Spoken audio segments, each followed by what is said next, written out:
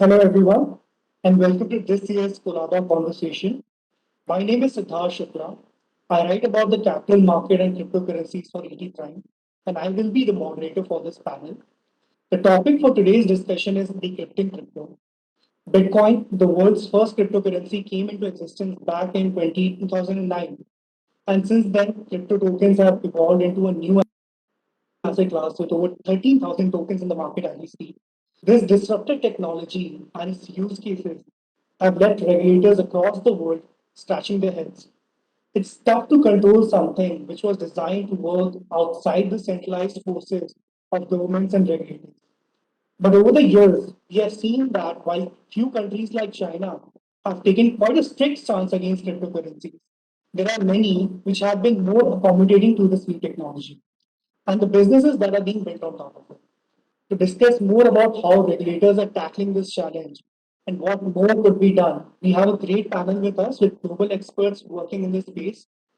I'll briefly introduce them. Firstly, we have Ussal Sahbaz, the CEO of Center for Economics and Foreign Policy Studies at Turkey. Then we have Donna Redel, CEO and founder of Strategic 50, which is based out of America. Then we have Meghna Bal, fellow at SY Center, India. And we have Manhar Garegrat, Chief of Staff at Crypto Asset Exchange CoinDCX, which is based out of India. And lastly, we have Doudin, who's the CEO and co-founder at BitOasis UAE. Hello, everyone, and thank you for joining us today.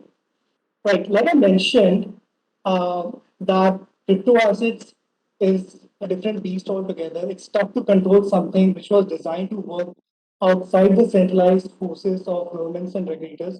So I would like to have your opening remarks on regulations and crypto tokens. Donna, would you like to start? Sure. Can you hear me? Thank you so much for inviting me to attend this very illustrious panel. And I look forward to my fellow panelists and moderators' remarks. So I'll focus most of my comments to start with on the U.S. In the U.S., I am very involved with policy. I teach at both Fordham Law School and at Wharton Business School, cryptocurrencies, both the business and the legal issues. At the current moment, we are having a regulatory squabble in the U.S. as to who is going to regulate the various cryptos. As they're squabbling, they still have not put forth a regulatory framework that is helpful for either the protocols or for the lawyers or for the business people or for anybody that's doing investments in this area. So it clouds the picture and it delays a lot of the implementation as well as a lot of the adoption, principally by institutions that have regulatory requirements as well as fiduciary obligations relating to regulatory different schematics. So what we do know definitively is that Bitcoin is regulated as a commodity in the United States. It is regulated by the CFTC, though there is some squabbling again about whether or not the exchanges that trade Bitcoin should in fact be regulated by the SEC. There is a rumor mill, so I only attribute it to that Chair Gensler of the SEC may in fact reconsider some of the classification of ETH. Currently, ETH is within again, like Bitcoin, the CFTC and considered a commodity. All other of the cryptos, Chair Gensler has indicated that he believes that they are securities. What this means, we don't know. What they don't trade as securities. They don't adhere to any of the securities rules or regulations. So we're very interested to see what will happen. There are 18 bills in Congress at the moment relating to cryptocurrencies. The president has a working group that's looking at a topic we'll touch on later, which is stablecoins. The Fed is looking at CBDCs. They promised us a beach reading in the summer. We didn't get it. They've delayed it to October. October is gone. So we're not exactly sure when that will be ready as well. So as you see, there is quite a number of different regulatory authorities in the mix of crypto. of which none of them were giving us sufficiently clear guidelines. And so we end up again in this kind of regulatory purgatory that is not helpful in creating and stimulating innovation along the way so that it can be clear and crisp. But I'm sure we'll get into more of those things, but that's kind of level setting, though I could obviously go on for much, much longer. Sure. Very interesting point, Donna, you mentioned like what's happening in the US, the CFTC and the SEC, they're actually sort of like they want to have more overarching powers to regulate this space. Whereas in India, we have seen over the years that the onus is being shifted from one regulator to another. The markets regulator in India, SEBI, has sort of stayed away from the conversation when it comes to regulating crypto in India, whereas the RBI is sort of taking the charge, right? So I think, Manhar, would you like to share your views on what's happening in India and the fact that SEBI, the markets regulator, has more or less been missing from the picture? Hi, Sidharth. Thank you so much for having me here. I think it's amazing how similar the situation is in India as well to the US, right? We have quite a bit of conversations around crypto. We have some regulators coming in. We have some regulators, making active stances on cryptocurrency, and then we have some others who have yet to essentially talk about it, but largely there's a lot of parallels I could see in what Donna was just narrating about the picture in the US. Coming to India, I think SEBI has not actively possibly come into the fold, primarily because and RBI has of course been very vocal about it, is primarily because of the concerns around the use of crypto as currency, right, as a payments system. It was intended when it was created as a P2P payments network, and given that concerns are usually a little more provoking than just sort of active proactive measures or proactively wanting to sort of regulate. So I think that is where we see what is currently happening, and the RBI coming out strongly against crypto. um, Other than that, what we have also started seeing is that while you have RBI, you have SEBI. Now you also hear some amount of conversation around IFSCA coming into the picture, and maybe that being the body of being the regulator. So broadly, again, very similar kind of a situation where we have certain regulators coming in, sharing their concerns, voicing their concerns, and then discussions around what would fall into each of their purview. Uh, that's what's happening in India as well. Sure, that was great insight, Manhar.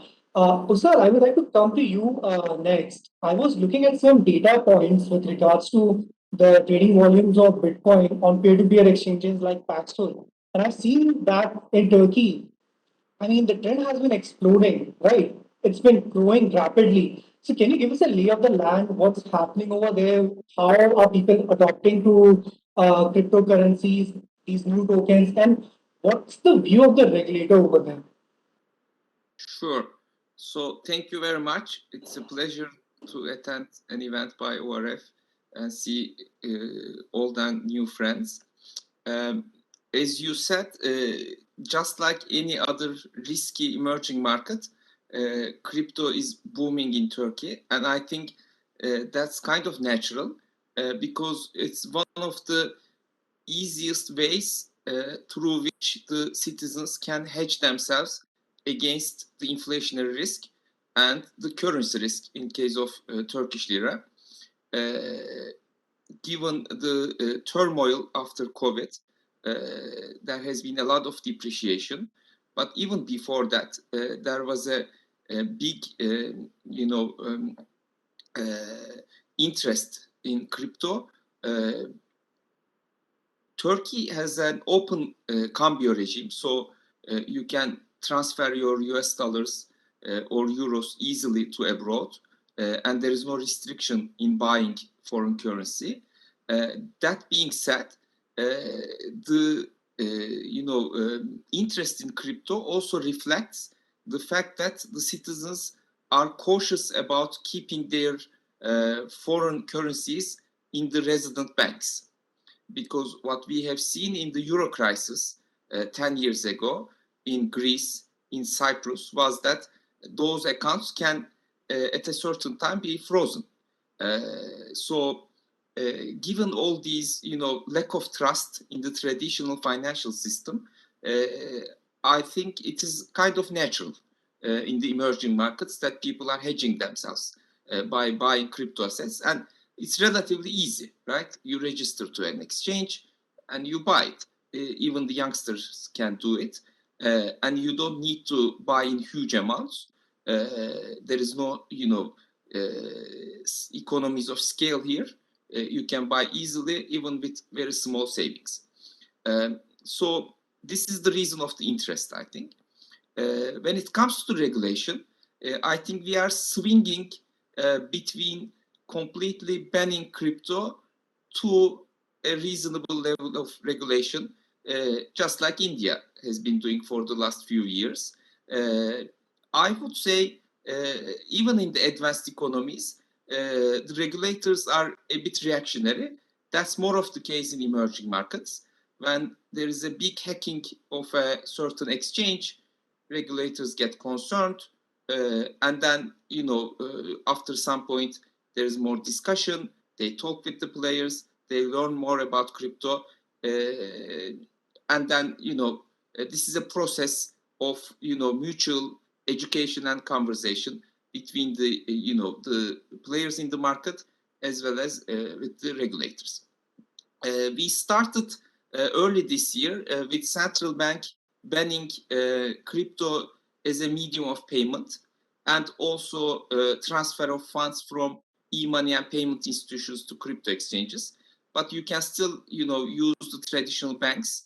That's how everyone is transferring to crypto exchanges in Turkey, and you see these large volumes. And a comprehensive regulation is under discussion.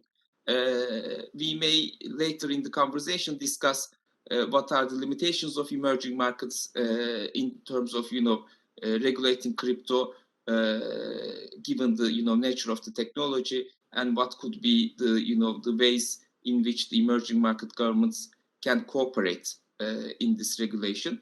But let me stop here for the first round. Sure, sir. Those are some very interesting perspectives on what's happening in Turkey. So I'd like to come to Ola right now. So Ola, can you share with us like how Ussal just did right now?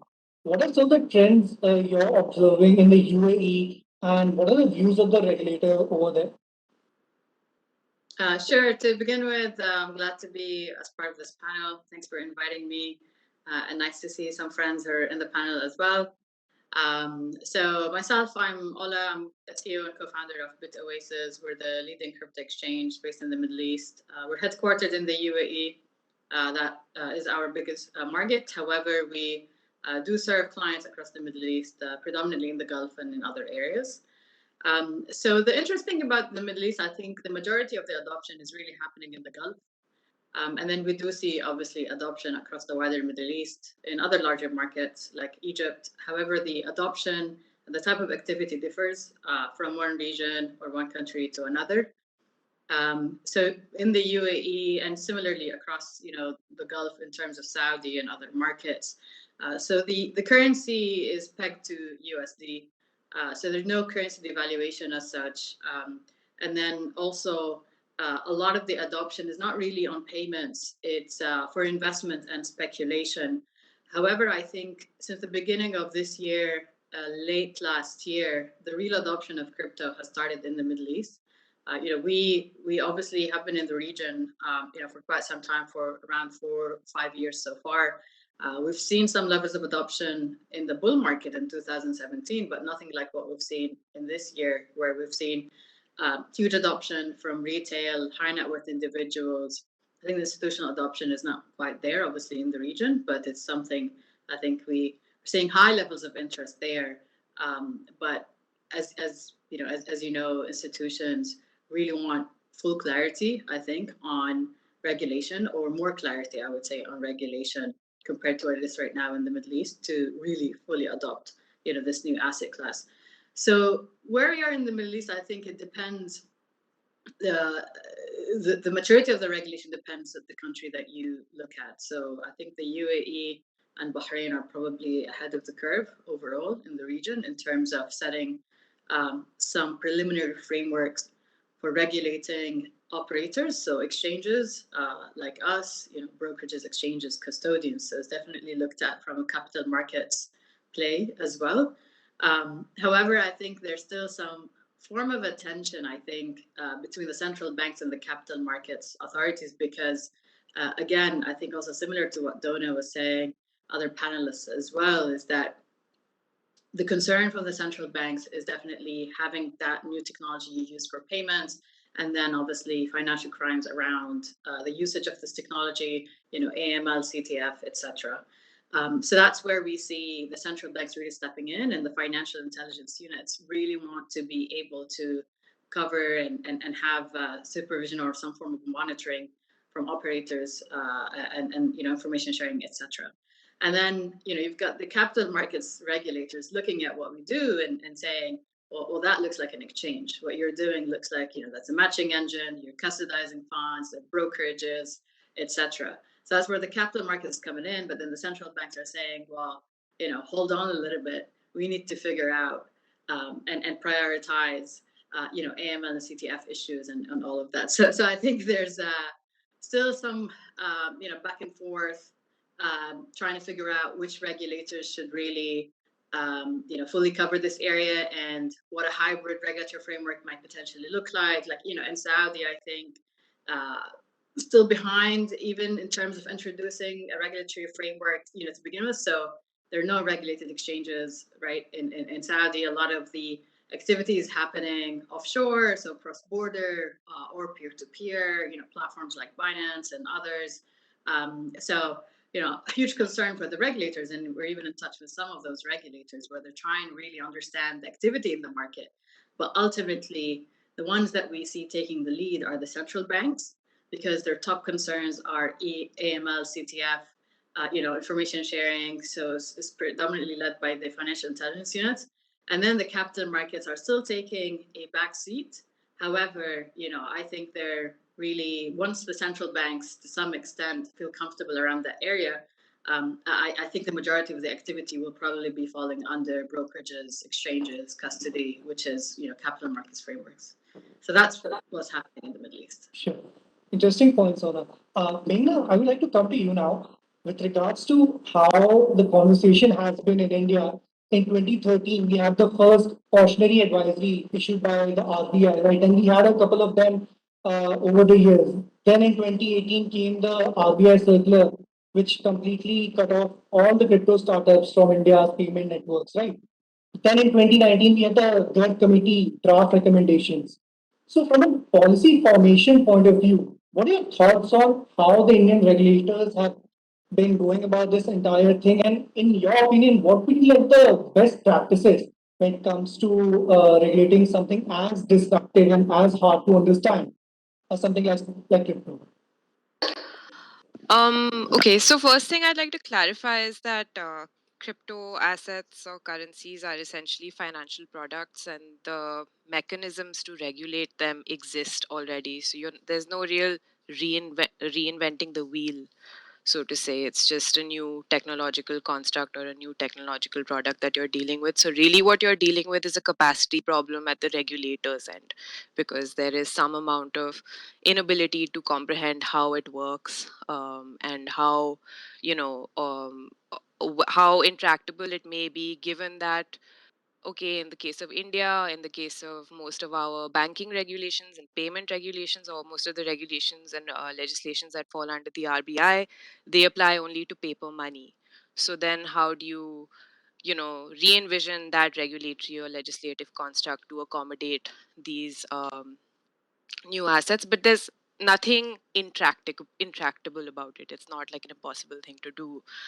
I think from a regulatory standpoint, look, in India, there's a lot of energy and investment and effort that has gone into this space. So if you look at every engineering college within the country, and I'm not only talking about the IITs, there is some cohort, whether formal or informal, of students and professors dedicated to working towards developing this technology. We have two crypto unicorns. We have a really promising scalability solution. So it really doesn't make sense for the government to then come in and say, no, I know better. I'm more enlightened than this like vast contingent of people who are working on this, and I'm going to come in and somehow constrict this opportunity. What do you get when you overregulate? You get capital flight and brain drain. It's like when people had to shut their shops when the ban came in 2018. um, Essentially they moved to Singapore, and that's what's happening with China's ban right now, is that a lot of the crypto exchanges that operated in China are now moving to Singapore.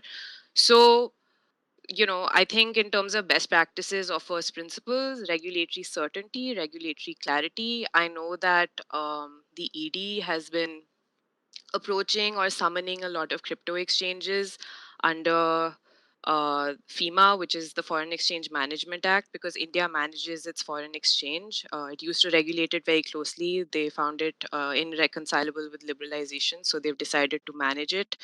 And so the enforcement directorate, which is the law enforcement agency under FEMA, has been summoning crypto exchanges, even though there's no real applicability as it currently stands. And it's not that the RBI, which is the regulator that would be in charge of FEMA, can't bring exchanges under FEMA. It just has to issue a notification that crypto is a currency under FEMA, and then there would be a lot more regulatory streamlining, or exchanges would have to apply for a money changing license. So there is a way to creating regulatory clarity, but because I think most regulators are unclear in terms of how they want to approach it, similar to the way it's being approached in the US, I guess. Although over here, I think positions have been a lot more reactionary. I think that essentially they have to look at this as a long-term investment, or look at regulation of crypto as a long-term investment, essentially. Sure. My next question actually builds on what Meghna just said right now. So, like you said, that crypto at the end of the day, it's a financial instrument, right? And tools already exist to regulate it, but it's more of a capacity problem, correct? So, like we've seen in the US, and there were a few participants in India as well, which suggested that there should be a separate regulator altogether to regulate crypto, right? So, what's your opinion on that kind of an approach? What could be like the pros and cons of having a separate regulator altogether to tackle regulations around cryptocurrencies? Donna, would you like to share your views on that? I don't think that solves anything. It just creates another agency. It creates more political and appointments and other things that don't really address the question. And so what one needs to look at is within the construct of where we are, because crypto, and I want to make differences between cryptos that are money, such as Bitcoin, and cryptos, the boom in DeFi. So we could say, digital assets that are being used in protocols, open source protocols, that are offering lending, borrowing, money markets, and the whole gamut of financial types of instruments. And so I think that to separate them out doesn't really do anybody a good service, because what you need to see is, one, why are people wanting to use these protocols? It's not only now because they want to make money. Yes, they want to make money. There's a lot of trading going on. Exchanges should have good regulation, on ramps and off ramps to deal with anti-money laundering, et cetera, et cetera. But they're also because using these DeFi protocols more and more, because when you put money in a bank, you get zero interest.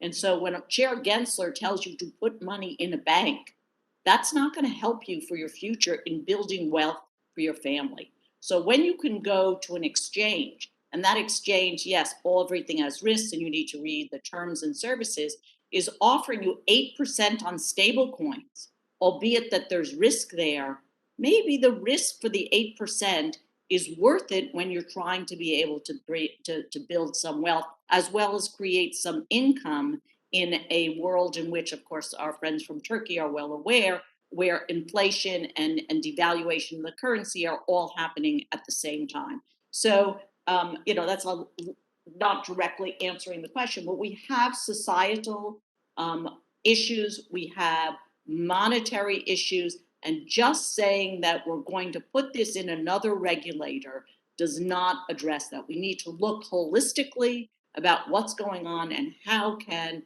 these cryptocurrencies, one, of course, be regulated. We don't want fraud. We don't want any of that kind of stuff. But how can digital assets be helpful in the same way that we looked at the internet? And so if you look at the internet, had we created a lot of regulation in the beginning, it might not have flourished. And so let's apply some of the principles that we use and look at principles first and use a principles-based regulation like the CFTC does in the US, instead of a rules one, which we have to then go through a long process every time we want to change a rule. So I think that collectively, people could sit around a table. There are lots of smart people that have offered up many, many, many solutions or partial solutions in this ever-growing innovative space. So I'll leave it there. Sure. I want Manhar and Meghna to follow up on that because you must have read there were reports in the past which said that people want the IRC, a regulator at Gift City to basically regulate cryptocurrencies as assets in India, right? So Manhar, you just heard what Donna had to say. What's your opinion on having like a separate regulator altogether to regulate crypto? Sure. So, see, I think there are cultural differences in the way India and the US operate, right? Whether it is in terms of the ideology around individualism and versus India being a more of a collective kind of a nation, and so that is one. The second is the banking piece that Donna explained, right? So I think in India, the state of the banking is still in a very different shape. We still don't have the issue of negative interest rates. We have products like UPI, which are 24/7 payments, which are free of cost, right? Typically, I've heard that there are a lot of hurdles in the banking channels in the US where you have to pay a lot of transaction fees, and every transfer attracts a lot of commissions, etc., fees rather. So these two aspects put India in a very different kind of a bucket. Also, the third aspect is uh, the overall understanding of cryptocurrency has just, I think, in the past few months or so, at least that's the sense that I get when I speak to a variety of regulators, variety of parliamentarians, etc. They've just started to warm up to the idea of cryptocurrency. They're just getting the grasp of what decentralization really means. They're just understanding how open source is working and how it's virtually impossible to regulate this, right? So they're just warming up to that idea. So I think these couple of factors together put India in a very, very different bucket. Therefore, when we started as a collective of the industry players, when we started looking at this problem, when we started looking at ways to articulate or initiate that discussion with the powers that be, our point was that let's try and go simple. Let's try and take one challenge at a time, rather than getting to the point where we talk about this, the broader aspects of DeFi, the broader aspects of what this technology entails, and how to build on top of that. We said let's look at things that are that the regulators are able to wrap their heads around, and then let's take it step by step. So therefore, our immediate or our first pitch was that let's look at them as assets, because no other country, mind you, is looking at cryptocurrency or is allowing cryptocurrency as a legal tender, right? And that continues. that remains one of the big concerns with here in India as well. So we said let's look at it as assets, and then let's start from there. And then I think given the increased intensity of discussions that we've seen of late, and I've also seen in certain sections very high quality questions coming in. So we are already seeing that shift where essentially the conversation will move. Because even to say that let's regulate crypto as assets is not the best way. At the end of the day, one needs to step back and look at the utility cases, look at the security cases, look at the payments cases, the currency cases, and the asset cases, and then essentially look at the whole thing as a 360 degree. But we sort of started with one aspect, and we said we'll build on top of that. So that's where we are at. Yeah. Can I just interject one thing? And when the other speakers also, we're talking about regulatory regimes within countries. For the most part, assets that are completely decentralized and move from wallet to wallet, and they don't really care. I mean, I don't mean care, meaning acknowledge that they just move, and they're going to move around the world quickly, and the regulators are very territorial, and they're thinking about how this fits in within their own respective regime, which is fine to do. But in the meantime, these crypto assets are growing in utilization. Why? Because they don't in and of themselves have boundaries. I mean, geographic boundaries. And so, I think it's the regulators are waking up now to DeFi, and they're sitting there saying, "Oh my God, what happened? There's trillions of dollars in locked up value here, and billions of dollars in stable coins. What happened? What happened?" They were busy looking at how do you regulate, which I believe should be regulated, the on ramps and the off ramps, and this is happening so fast. So though we are all from different countries, the digital assets move quickly across international barriers without respect to either geographic or language barriers.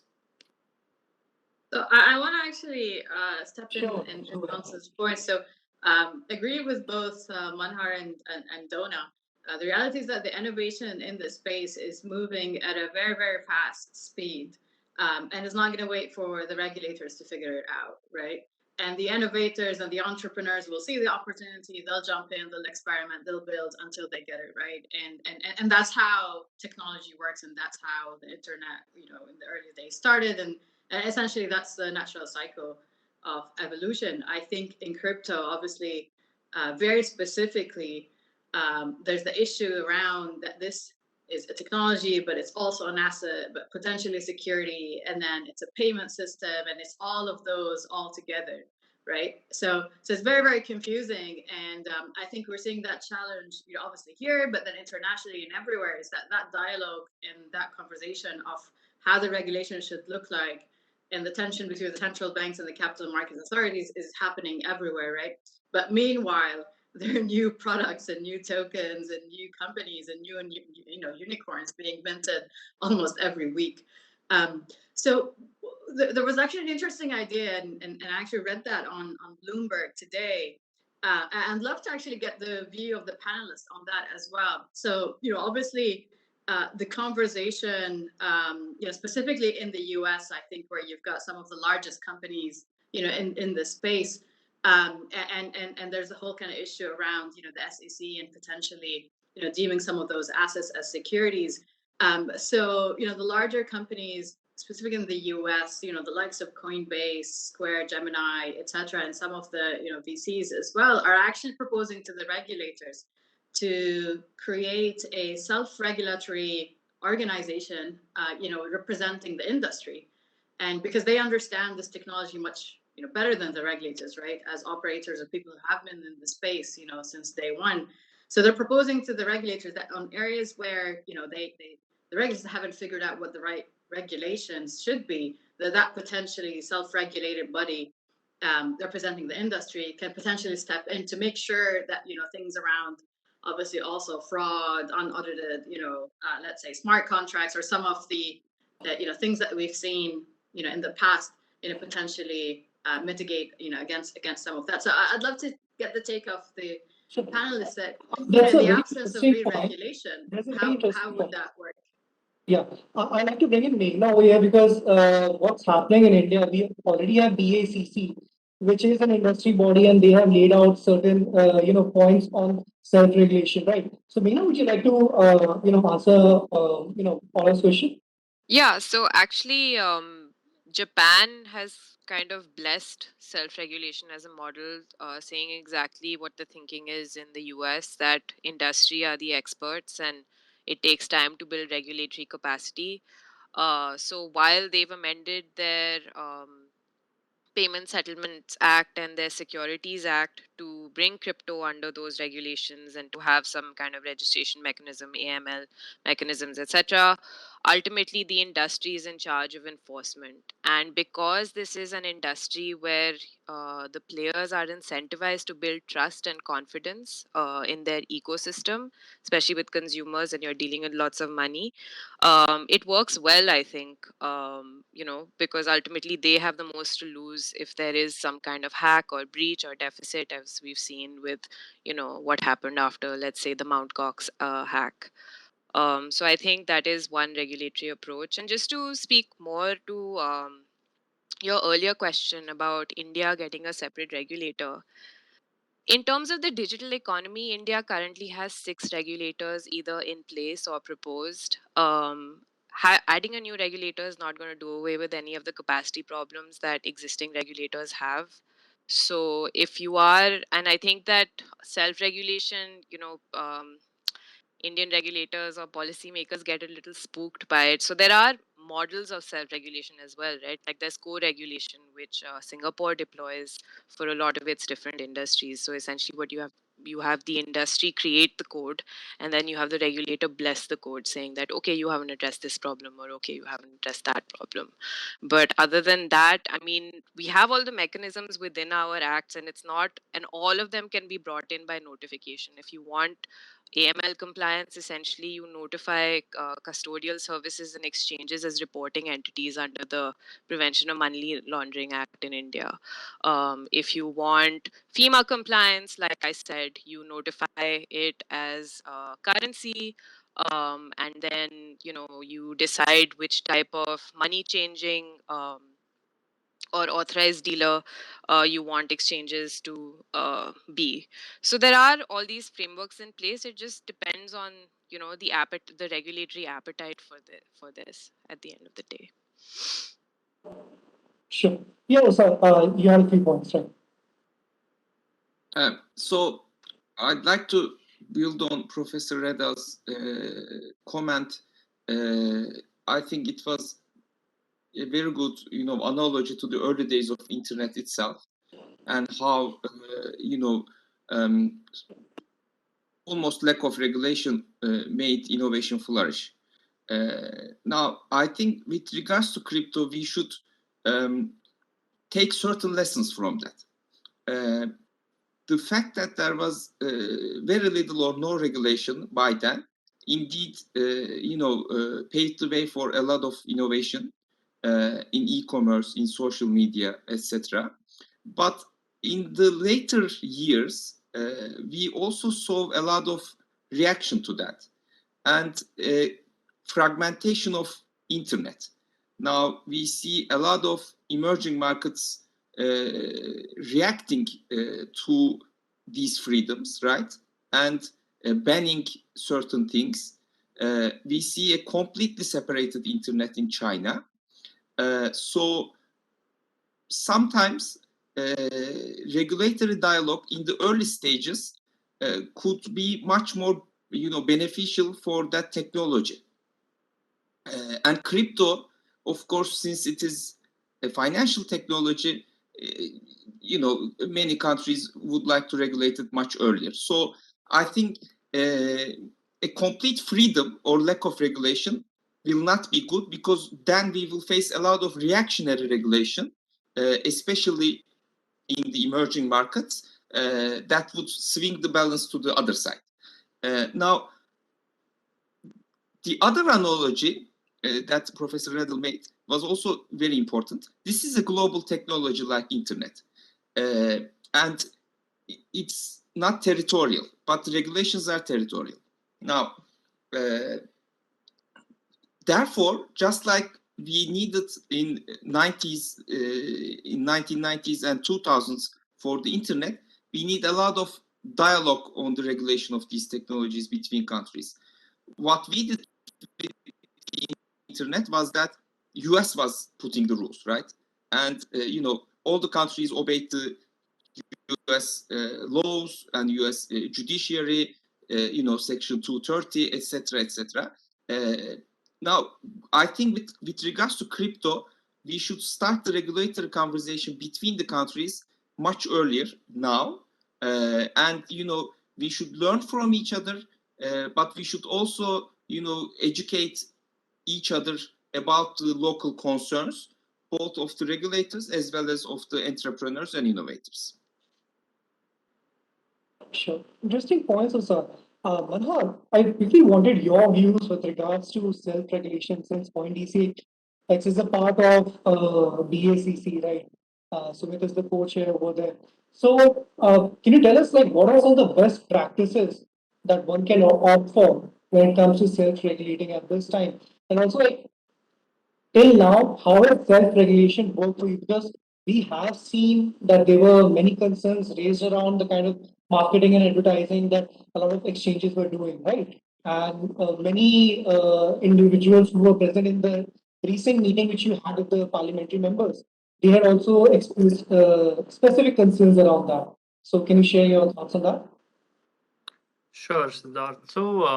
So self-regulation, within the crypto space was our first go-to model, and we said, while the government can continue to try and understand this technology, try and look at the current laws, and then take its own course, we at the same time, we should be being more responsible players and being the larger players. We thought it made a lot of sense to sort of come together and do that. So now that's where the genesis of the BACC happened. And while all of the discussions were happening, one very simple or one what we wanted to do was identify the key pain points that are very unique to India, given its capital controls, given the way the regulatory scenario is, and given the larger demographic of our country. We wanted to put those 5 pain points into place. Interestingly, advertising did not really feature as one of the top pain points, because we were looking at far more critical things like AML, KYC pieces. We were looking at the CTF concerns. We were looking at the FEMA angle, and how does the entire AML piece flow. So we were looking at all of these bigger pieces. We were looking at taxation. How will industry bodies be taxed? How will users be taxed? There was no sort of direction on that front. So there were these very, very heavy sort of points, and we said let's narrow these down. What I also want to add here is that while all of this was happening together as an industry, at CoinDCX back in May of 2020, just as a usual discussion between the marketing teams and the compliance teams, we said let's go ahead and sign up with ASCII. Now at this point, ASCII is for everybody's reference. It is the Advertising Standards Council of India, and they're a independent sort of body, and they build some sort of regulations around advertising standards and guidelines around those. So we said let's go and sign up with them. We were not even sure whether they will accept us as members, given that we were crypto players, but surprisingly enough they did. So what I want to point out by saying that is that that whole spirit of self-regulation and trying to proactively take charge and try and do some kind of put in some kind of mechanisms or some kind of frameworks in the absence of government clarity has been there, and it's been a part of the industry. And I think that's where we've managed to address most of those concerns, the main ones that I spoke about, and all of the exchanges that are a part of BACC. are actively, if not if not already complying to, they're actively working on closing those gaps, as we speak. Sure. Ussal, you have a point to make? Yeah, I was going to say, I mean, I agree with what was just said by Manhar. I hope I pronounced that correctly. In terms of exchanges, and others have tried and created some best practices, et cetera, along the way. But unfortunately, what we've seen is that that people and various protocols. First, it was within the ICO in the ICO bubble, amounted to I don't know, 12 plus $12+ billion that was raised, and most of it ended up as nothing. There are a handful of protocols that evolved from that, and that caused a lot of negativity to be in the crypto space. That's taken some time to get out of it, and now we're seeing that in the rush to get into DeFi, in the rush to be out there as a protocol, there are a number of exploits that are happening in the smart contracts that are not the results of maliciousness, but the results of you're going to market, you're testing these things, and they're growing at an enormous speed. Even though you're still in what would be a kind of a sandbox, and I don't mean a sandbox in terms of the regulatory sandbox, but one in the kind of crypto world. And so that is happening now as well. And so when you put in together the combination of new ways in which to do governance with the exploits that are happening, sometimes the time to resolve they're not aligned. And so I think that it would be great. It's great to have all this experimentation, but it does need to have some slower go to market as we're creating the adoption. And if the self-regulation of the industry could be around that you test and you try and then you scale, not test, try, and scale all at the same time. Very interesting point, Donna, on that. But as we see right now that the entire space is heading towards more decentralized products, right? We have decentralized finance and we have decentralized exchanges as well, right? So people are building towards products which cannot be censored or which cannot be like just shut down by regulators in any manner whatsoever. That brings upon a different challenge altogether, right? So what are your thoughts on that? How should a regulator look at how these things, like you mentioned, NFTs, DeFi, and DEXs, how that space is evolving? So I think a lot of it is still decentralized theater. I don't think there's a lot of decentralization that's really there yet. They're working towards that. We've seen even in protocols that claim to be much more decentralized and further along the way. Uniswap took down 100 or so tokens, and that didn't happen by a governance vote. When something happened on Compound, the founder CEO of Compound came on and Twitter and made some comments that I'm sure he wishes that were not made at that time. But so I think that we're seeing some things that are moving towards decentralized, but it takes time. And in the meantime, there are some exploits that happen, and there's not enough best practices around how to handle this as we're going forward. So I would just say that and let some of my colleagues add on. But the regulators have absolutely no clue how to regulate DeFi, and how to kind of unwind what's already happening. And so it's better if they work in concert with the industry and with the people that want things to work well and don't want to have problems with adoption in terms of exploits or outright frauds or things like that. So I do think that there are many people within the crypto space that are working to solve problems and not to create more problems. Sure. Ussal, would you like to pick up on what Donna said right now? The US SEC had actually, I think, coined a term called DINO, decentralized in name only, right? And I think they're looking at all the various crypto projects from that lens at the moment, at least. So, what kind of an impact would have if the regulators start actually classifying projects, whether they're decentralized or not decentralized? What kind of an impact that would have on the market? Look, I don't want to make things complicated. I think we have a very simple problem with regulators, and it's natural. These people are either banking regulators or capital markets regulators, and they have been doing this for decades. Some of them worked in the banks, some of them worked in the capital markets institutions, some of them will retire and work in these institutions. It's the nature of things that, they have been doing this for their lifetime. These are the assets that they are used to. Now, I don't know any country, let me know if there is, that a crypto guy transferred to the government and became a regulator. We are not there yet because the technology is very new. We'll see that in 10 years maybe. Now, the technology is going much faster. Brian Brooks went from Coinbase to OCC. Okay. So US is leading.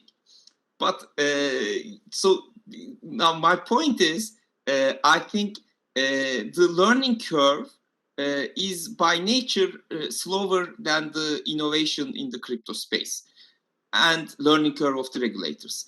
And this is how it will happen. So, and as Gary Gensler said, they weren't able to classify some of the DeFi projects. They didn't understand some of them, right? So, I mean, these are all natural things. That's why I think, we need to have a principles-based regulation, as Professor just mentioned, but also B, we need to learn from each other. All these regulators, I think the regulator dialogue is almost zero among the G20 countries. I haven't seen any, study trip, let's say, from the Turkish regulators to the US. These things needs to be discussed. And in addition to this, one of the dangers that we have, and let me stop by saying this, is that regulators and policymakers blaming crypto for certain deficiencies in the macroeconomic management. Now, if you keep the interest rates these low globally, of course, people will buy crypto. It's low in the US, it's low in the EU, it's low in Turkey, it's low in many emerging market countries. All the markets are distorted. Asset prices are rising.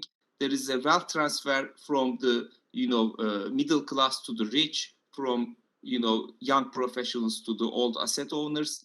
So, I mean, there are so many distortions, so many macroeconomic distortions in the market that blaming crypto for certain things and expecting certain rules to correct these imbalances is not really functional.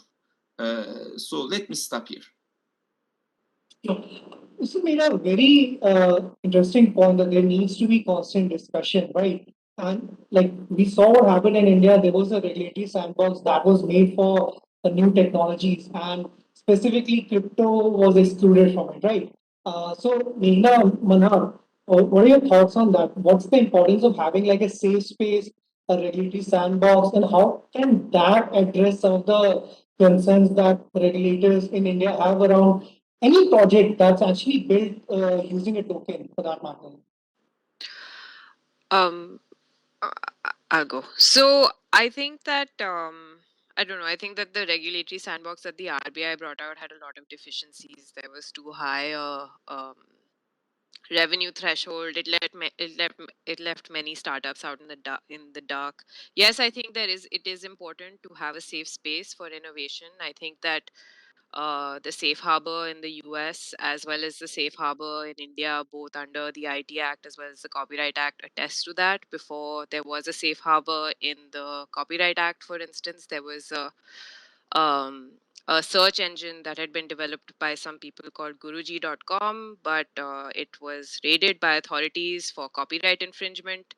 And technological businesses are more, let's say, sensitive to the vicissitudes of regulatory outlook. So while there is a lack of clarity, I think that possibly a safe harbor more than a regulatory sandbox is what is warranted. Albeit, and I think that if you look at the track record of a regulatory safe harbor versus versus sandboxes, I understand that they serve completely different purposes. But I think that in terms of a track record, safe harbors are a more effective tool at safeguarding innovation. I think it is possible to create a safe harbor that, to a very large extent, meets the policy concerns or the regulatory concerns that are raised by this ecosystem, while also ensuring that businesses that operate in it are kind of um, insulated from. I just want to raise a point which we didn't do, and I'm not sure how much time we have left. I want to say that China did all of us a favor by banning crypto. And when they did that for their own self-interest, which is their central bank digital currency, which will not have the privacy mechanisms that crypto people can enjoy, though it's not completely anonymous, and people have misconceptions about that. I do think very, very, very important in crypto is there's a geopolitical race going on. And I think that crypto, the countries that adopt it and let it flourish, and not in a fearful way, will be the ones that will have the most amount of not only innovation, but it will foster democracy. It will foster self-expression. It will foster savings, and it will bring about many new things that and improve upon some of the worst of the internet, and in terms of privacy, in terms of various things that people saw and didn't understand immediately with respect to some of the social media. So I do think that there are very, very important societal issues here. And I know governments want to control money supply and stuff like that, and that's important as well. But I do think that this is for people that are not as wealthy, for people that care about these freedoms. That this is a very important development, and we shouldn't lose sight of that when we're squabbling over whether it's a security or commodity or should be under the treasury. I really wanted to talk about CBDCs more in depth. Like, unfortunately, we are short on time right now because, like what Donna mentioned, many regulators have expressed this concern that when it comes to CBDCs, there is a genuine concern of the entire technology becoming a surveillance mechanism, right? So, how do you regulate something like that where privacy, in fact, should be an inbuilt feature? I want to discuss a bit more on that. Sadly, we are short on time right now. On this note, I would like to have the closing remarks of all our panelists on this discussion. Ola, would you like to go first? Sure. So closing remarks from my side. I mean, as an entrepreneur company in the space, I think there needs to be more dialogue between entrepreneurs and regulators in various countries, globally, internationally, more cooperation as well between regulators internationally. I think that dialogue is not happening, and that's the reason why there's a lot of lack of knowledge on the regulatory side. And I think there needs to be emphasis and the regulators leaning on the industry to also self-regulate itself. I think that's potentially where you can bridge that gap. And from our side, sandboxes don't work. I mean, in the region, they don't really work. I think they're more CSR for the regulators than anything else.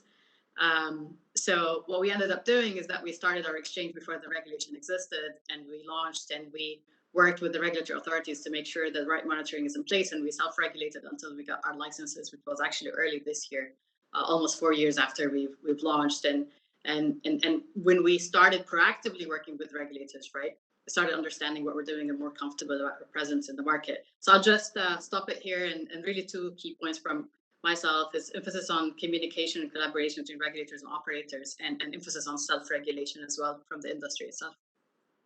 Thank you. That was great, Donna. Manhar, would you like to go next? Yeah, sure. So I'm just going to take a slightly different approach here and say that, it just feels fabulous to be a part of this whole crypto revolution. And, it feels fabulous. It feels like an amazing, amazing time to be alive. What a time to be alive, where, we are actually seeing all of these kind of innovations play out. And to hear everybody from so many countries essentially echoing the same kind of discussions and talking about the very same issues and the concerns that we're all facing. I just feel super excited to be a part of this space, and I think with all of the efforts, all of the dialogues that are happening, including this one, I think we have a lot of good stuff coming our way. Sure. Right. Ussal, your thoughts? Sure, very short. I think we need regulation, principles-based regulation. Lack of regulation will create problems. B, the regulation should be done in conversation with the real players, entrepreneurs in this field. And C, we need a lot of international collaboration, which is zero at the moment. Sure. All right. Donna, your closing remarks? Yeah, I mean, I agree with what all of my colleagues said. We are unfortunately, in the United States, in a situation where cooperation with the regulators is not being very helpful at the moment. There's a lot of antagonism, and the recent speeches of Chair Gensler have really made people feel quite uncomfortable about coming into the SEC in their open door policy. His criticism of lawyers who are working with protocols to not find ways around regulation, but to define for them the boundaries of where they can go and not be in flouting regulation has been criticized. And so I think we're at a really important inflection point in crypto in the U.S. And I would hope that 2022 will be more congenial, and that we will come up with some solutions instead of create more antagonism. Sure. Meghna, your thoughts? Yeah. So in India, there's this construct of public interest, which is often used as a way to clamp down on industry. And I think that innovation is in the public interest, and I think that the regulator should approach it that way, or decision makers in the country should approach it that way.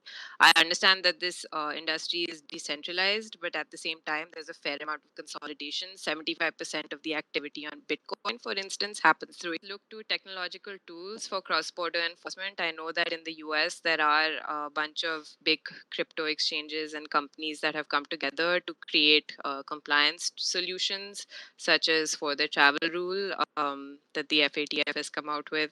So I think, look to technology for cross-border enforcement, or to make cross-border enforcement easier.